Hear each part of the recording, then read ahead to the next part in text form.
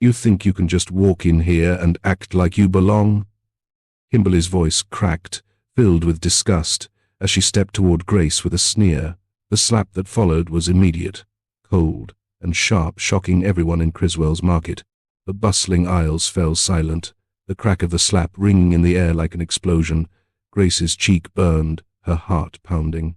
Her mother, Linda, stood frozen, the entire grocery store now a stage for this public humiliation. Kimberly stood over Grace, her arrogance writ large.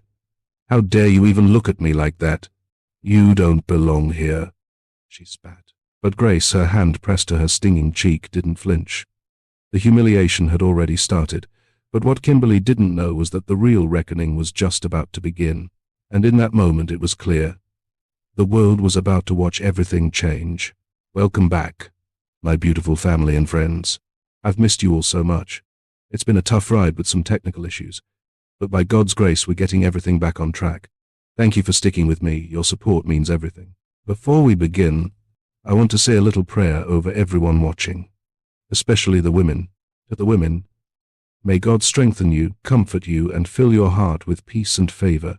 To the men, may God guide you, bless your efforts, and give you wisdom in all you do. And may God's protection rest on every single one of you.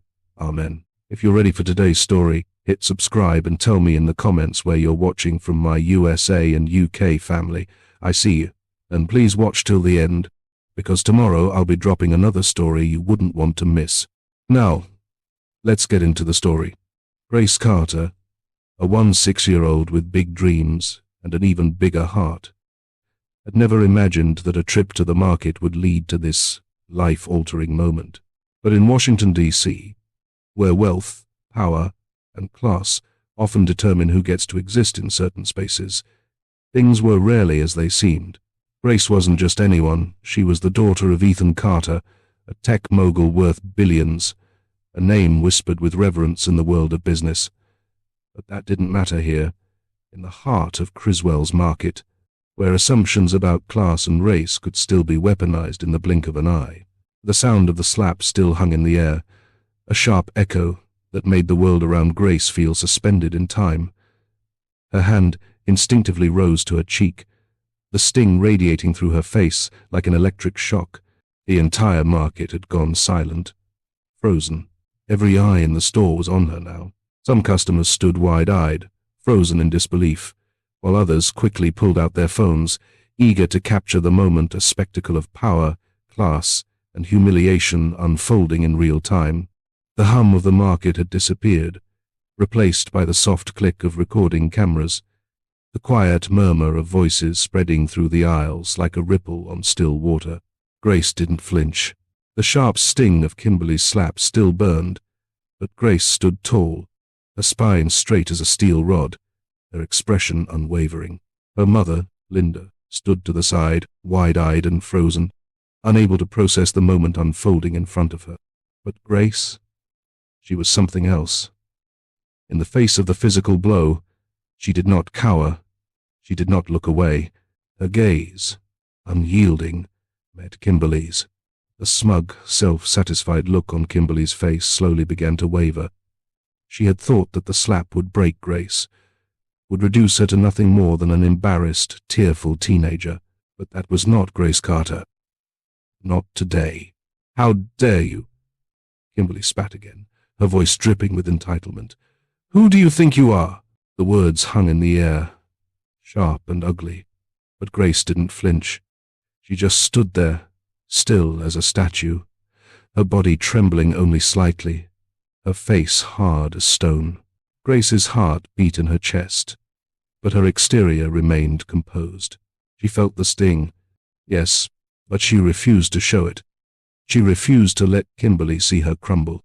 The crowd around them seemed to hold its breath, waiting for Grace to break, for her to retreat into the safety of the shadows. But that was not Grace's way. Her eyes never left Kimberly's, piercing through her with a coldness that seemed to pierce the arrogant woman's soul.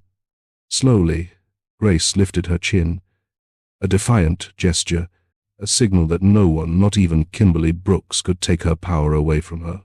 Kimberly's face flushed with anger, But it was no longer the triumph of victory that danced in her eyes. She had just made a mistake, a monumental one. Her own arrogance, her assumption that she could dominate this girl without consequence, was slowly dawning on her.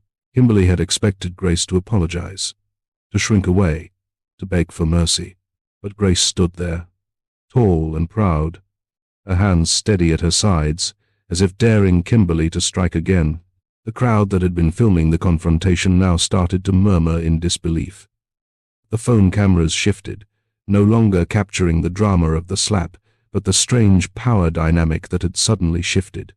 It was as if Grace had become the embodiment of dignity, standing firm in the face of the world's disdain. And Kimberly? She was becoming the villain in her own twisted performance. Somewhere in the back of the store, a voice whispered, "Who does she think she is?" But it wasn't an accusation. It was awe. Shock. Grace wasn't just a teenager anymore. She was a symbol. She was everything that Kimberly wasn't. Grace was standing in a place of power that transcended money, wealth, and privilege. Grace didn't need to prove herself, she already had. Kimberly, for the first time in the encounter, looked uncertain. Her lip curled into a sneer, but the arrogance in her posture had faltered. The audience had begun to realize that she wasn't the one in control anymore. She was no longer the woman in charge. She was just the woman who had slapped a teenager who wasn't afraid to stand her ground. The murmurs spread, and soon the whispers grew louder. "She's the daughter of Ethan Carter, isn't she?" one voice whispered. "Isn't that the billionaire tech mogul?" A ripple of recognition ran through the crowd. The name Ethan Carter was more than just a whisper, it was a symbol. It was the man who had built a multi-billion-dollar empire. He was a titan in the tech world, revered by everyone who mattered. Grace wasn't just some girl with a story. She was his daughter. The girl standing in front of Kimberly wasn't anyone to be toyed with. Kimberly's face paled slightly, her composure beginning to crack. She tried to reclaim her footing, but the damage had been done. Her own entitled attitude, a belief that she could manipulate and humiliate anyone at will, had backfired. It was as if a light had been switched on in the minds of everyone watching. Grace wasn't the victim. Kimberly was.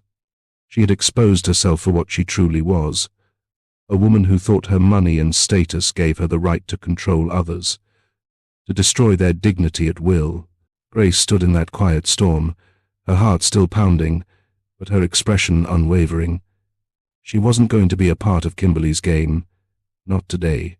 As the murmurs of the crowd grew louder, Grace turned her back to Kimberly, her voice barely above a whisper, but steady as steel. "I'll leave now," she said, calm and resolute, "but this isn't over." Kimberly's smug smile faltered. Grace's words carried more weight than any slap could, and as Grace walked toward the door, the world shifted. The crowd parted in silence, still stunned by what they had just witnessed. The aftermath wasn't just about a slap, it was about a girl standing up for her dignity. It was about the power of defiance in the face of unprovoked hatred.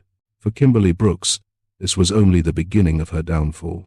For Grace Carter, it was the moment everything changed.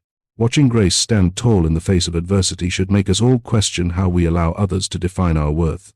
If you believe that standing up for yourself can make a difference, keep watching. This story is far from over. Kimberly's eyes narrowed as Grace walked away, her defiance only stoking her anger. "What?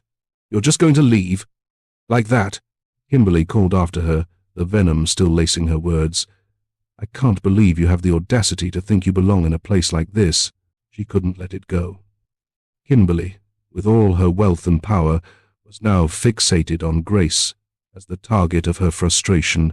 She needed to reassert control, to make Grace feel small, to remind her of her place. "Who do you think you are? Some little girl with dreams bigger than your reality?" But Grace didn't respond. She didn't have to. Every word from Kimberly only made her look worse in front of the increasingly unsettled crowd. The whispers began soft at first, then growing louder as the truth began to sink in. People turned to each other, their phones still recording, murmuring about who Grace really was. "That's Ethan Carter's daughter," one woman said quietly, looking around. The name hit like a bombshell. Ethan Carter, the billionaire tech mogul, the genius behind innovations that had changed the world.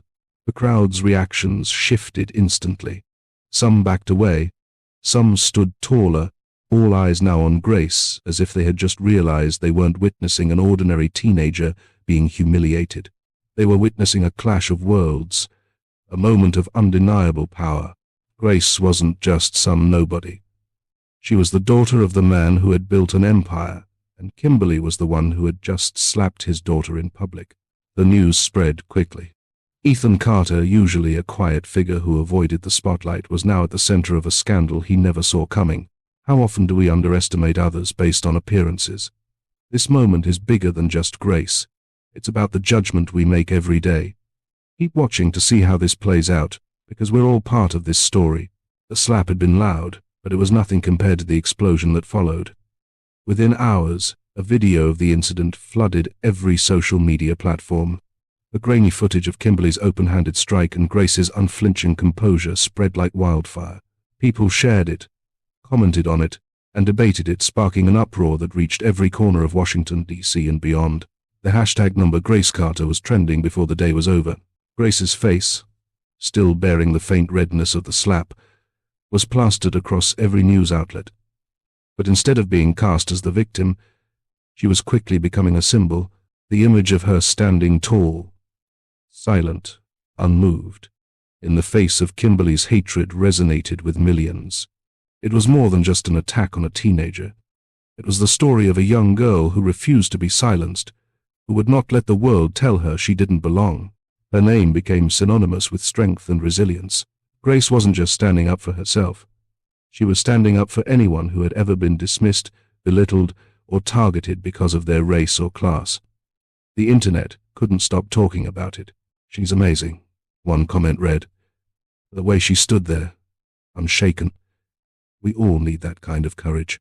Meanwhile, Kimberly watched in horror as her name went from the headlines of exclusivity to the butt of jokes and scorn. She tried to justify her actions on her private social media page. "I wasn't trying to hurt anyone," Kimberly wrote. "I was just trying to teach her a lesson, you know? She needed to understand that not everyone is equal. Some people just don't know their place." But the more she spoke, the worse it got. The backlash was immediate. People tore apart her words, calling her out for her racism, her entitlement, her complete lack of self-awareness. The public didn't buy her defense. The moment she struck Grace, it wasn't a lesson, it was an assault. Kimberly's attempt at damage control only deepened her hole. The internet had no patience for privilege disguised as teaching a lesson, especially when it was wrapped in prejudice. People rallied around Grace, and the more Kimberly tried to explain herself, the worse the public opinion turned. She had dug her own grave, and now the world was watching her fall into it. What does it take to stand up for what's right? Are we doing enough? Grace didn't just take a stand for herself, she took a stand for all of us. If you believe the world needs more Grace Carters, stay with us, this is just the beginning. Ethan Carter sat in his study, staring at the screen of his phone, the footage of Grace's encounter with Kimberly still fresh in his mind. He could feel the weight of the moment pressing down on him. His daughter, the one person in this world he would fight for above all else, had been humiliated not just by a stranger, but by someone who thought their money and power made them untouchable. He knew this moment couldn't be ignored. It wasn't just about Grace. It was about every person who had ever been dismissed or made to feel less than. So, Ethan made a decision. He released a statement condemning Kimberly's actions. It was clear, concise, and direct. "What happened to my daughter today was an attack not just on her but on every individual who has been belittled because of their background or their skin color. This will not go unnoticed." The impact was immediate. The statement hit social media like a tidal wave. People flooded Twitter, Instagram, and Facebook, echoing Ethan's words and amplifying the conversation. The conversation wasn't just about the slap, it was about the deep-seated issues of racism and privilege that still plagued society. It was a national conversation now, and the Carters weren't backing down. Kimberly and her family, meanwhile, watched in horror as their carefully cultivated status in Washington, D.C. began to crumble. People who once praised Kimberly now distanced themselves, and the public turned on them with a fury that couldn't be ignored. The Carter family had become the symbol of dignity and justice, while Kimberly was left to pick up the pieces of her shattered reputation. In moments of power, we have a choice. Do we use it to lift others, or to tear them down? Don't turn away now. This is where it gets personal. Kimberly's world, once solid and unshakable, was rapidly disintegrating. The backlash was swift and unforgiving. Her name, once synonymous with power and prestige in Washington, D.C., was now a symbol of entitlement and cruelty. Her social circle, once full of high-status friends and influential figures, began to distance themselves. Invitations to exclusive events vanished. The calls stopped coming. The support she had taken for granted was now non-existent. Her carefully crafted image of a sophisticated, well-mannered woman was shattered, replaced by the reality of the Internet's wrath. Every attempt at a public defense only made things worse. Her words, once authoritative and respected, now sounded hollow, self-serving, and out of touch with the truth. As the public backlash intensified, Kimberly's family also found themselves caught in the crossfire. Her husband, once a respected businessman, was bombarded with calls from colleagues, his reputation tarnished by his wife's actions. Her children, innocent bystanders, faced taunts and whispers at school, their classmates now associating them with the public disgrace. The ripple effect of Kimberly's arrogance had spread far beyond what she could have imagined. In private, Kimberly began to see the full scope of her mistake. She realized that her actions weren't just a slap to Grace, they had become a slap to everything she had worked for, everything she thought she could control. Desperation crept in. She reached out, sending text after text, begging for forgiveness from anyone who would listen, including Grace. But Grace wasn't ready to forgive. Not yet. The damage was done, and Kimberly's apology felt hollow, too late to undo the harm she had caused. How often do we choose pride over humility? If you believe in second chances, you won't want to miss what happens next. Grace had never expected to become a symbol of strength, but with each passing day, the pressure to represent something greater only grew. She refused to let the spotlight fade away without using her voice for something meaningful. The incident at Criswell's Market had sparked a fire in her.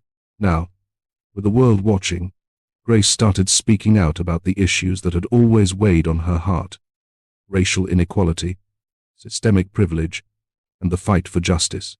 Every interview, every post on social media became a platform for change. Grace's words weren't just for herself, they were for every young person who had ever been overlooked, underestimated, or silenced. She wasn't just responding to Kimberly's slap, she was fighting back against the prejudice and hatred that still ran deep in the fabric of society. Her newfound fame was more than a momentary surge, it was a calling. Grace was determined to make a difference, to stand up for those who didn't have the privilege or platform to do so. Ethan, proud of his daughter but equally humbled by the weight of the situation, took to the stage with a powerful message. His public speech was more than just about defending his daughter, it was about the importance of integrity and social justice. He spoke candidly about the world he had helped build through technology, but how, without empathy and fairness, it was incomplete. The Carter family, once quiet in their influence, was now positioned as leaders in the fight against prejudice. Meanwhile, Kimberly, now fully aware of the depth of her actions, began her own journey toward redemption. Her public apology was the first step, but it was clear that redemption would take more than words. The Carter family had been through their own trials, and now it was Kimberly's turn to prove that change was possible. Redemption comes with accountability. If you believe we can all change, keep watching as we see if Kimberly can truly make things right. The tension in the room was thick as Kimberly sat across from the interviewer, her palms sweaty, eyes reflecting the weight of everything that had led to this moment. The world was watching as she finally did what she'd been dreading for weeks, a public apology. Grace, your family, I owe you more than an apology, Kimberly said, her voice shaky but genuine. What I did was wrong. I let my privilege and my own blind arrogance dictate my actions, and I cannot undo that. I hurt you, and for that, I am truly sorry. Her words hung in the air, weighted with sincerity but also with the haunting realization that they were too late. The audience was silent, waiting for Grace's response. Grace sat still, every eye in the nation seemingly fixed on her. She was no longer the girl humiliated in a grocery store. She was a young woman who had fought for her dignity, who had turned a single slap into a movement. As Kimberly finished her apology, Grace took a deep breath. She wasn't just deciding whether to forgive Kimberly, she was deciding how to define herself at that moment. The silence in the room was deafening as Grace met Kimberly's gaze. She spoke softly, but with power. I hear your words, but they don't change what happened, and they don't change who I am. Forgiveness isn't just something I give away. It's earned. Kimberly's face fell, and for the first time, she understood that no amount of apology could take back the consequences of her actions. Will forgiveness come, or will this chapter end in silence? Stay with us to see what happens next, as the final decision is made. The storm had passed, but the aftermath lingered. Grace and her family had navigated through the chaos, emerging stronger, more united. The media frenzy had died down, but the world around them was forever changed. Grace was no longer just a teenager from Washington, D.C. She had become a voice, an advocate for anyone who had ever been marginalized, belittled, or judged based on race, class, or appearance.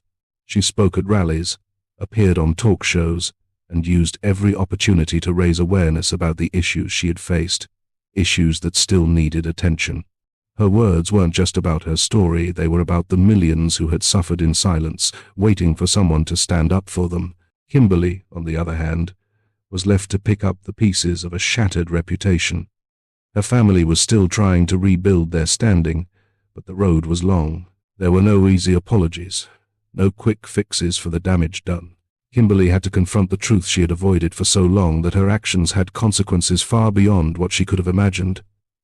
Slowly, she began to understand that privilege came with a responsibility. She had to earn back the trust she'd lost, not through empty words but through actions.